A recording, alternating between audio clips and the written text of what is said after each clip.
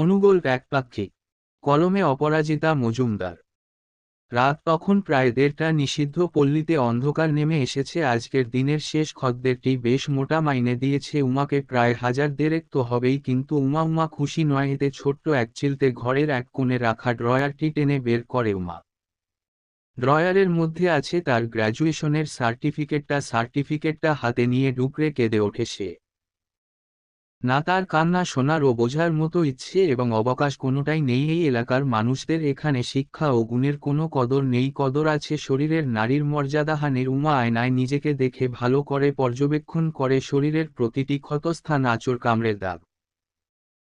প্রত্যেক দিনের মদমত্ত খদ্দেরের অশালীন স্পর্শ। একজন নারী হিসেবে নিজের আবেগ, সতীত্ব, কষ্ট, যন্ত্রণা, আত্মসম্মান সবকিছু বেচে দিয়ে উমা নিজের খাবার জোগাড়ের হেতু অর্থ উপার্জন করে, অথচ এমনটা তো হওয়ার কথা ছিল না। বিছানায় শুয়ে কাঁদতে কাঁদতে কখন যে উমা ঘুমিয়ে পড়ে সেটা সে টের পায় না।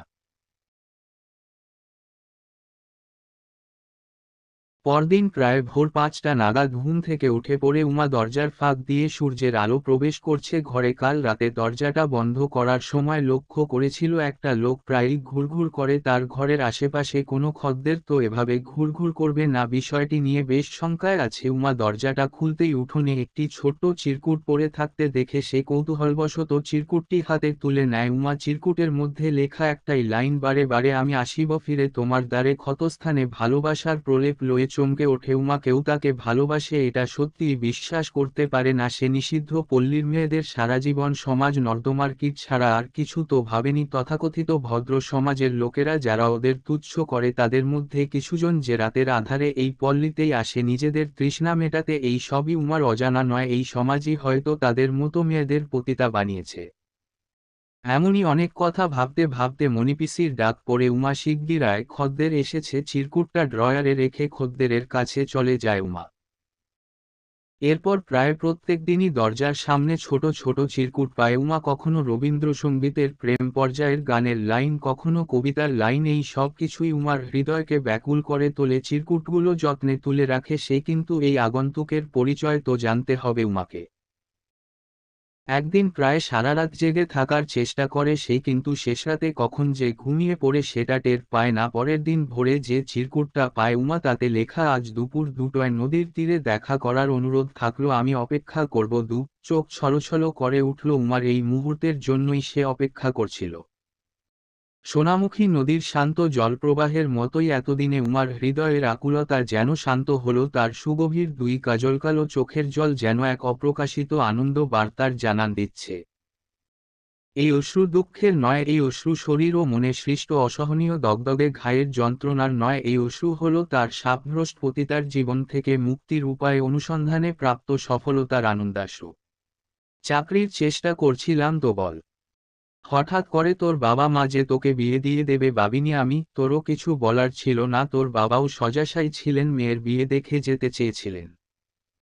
তুই পতিতা পল্লীতে গিয়েছিস, সেটা তোর বর সারা গ্রামে প্রচার করেছিল, নিজের ভাগ্যকে দুষছিল আর গোটা গ্রাম তোকে দুশ্চরিত্র ভাবছিল জানিস। কিন্তু আমি তো জানি যে আমার উমা এমন কাজ করতে পারে না।